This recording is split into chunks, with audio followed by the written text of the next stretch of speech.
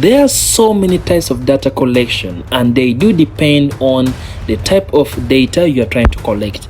Are you trying to collect primary data, or you're trying to collect secondary data? So thank you so much and welcome back to the channel. Today we're talking about data collection method.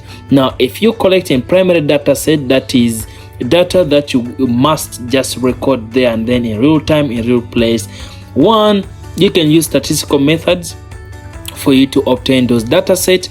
There are methods like the Bayes theorem that can estimate or predict for you some data set based on what is already known.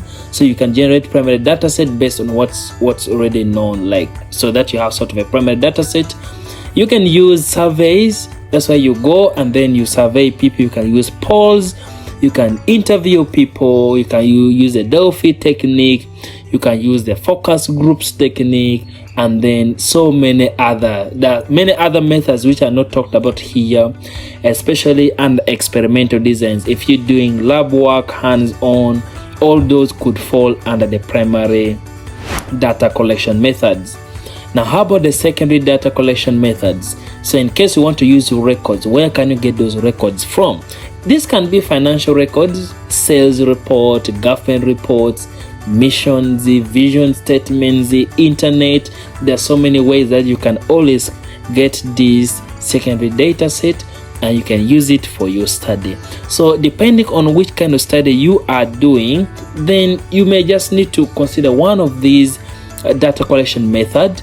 Is it primary, or you're doing secondary data? And then you can just pick one of these methods and use the ones which are applicable.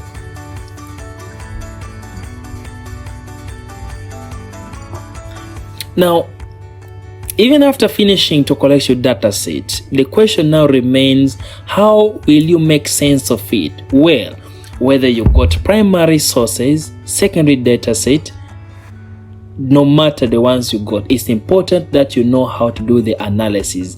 And the first step to do analysis is to do exploration data analysis. So make sure you watch this next video to learn how do you do exploration data analysis as soon as you finish collecting your data set, or how should you then design your research design, because they would want you to explain to them how you are going to use the data that you're collecting.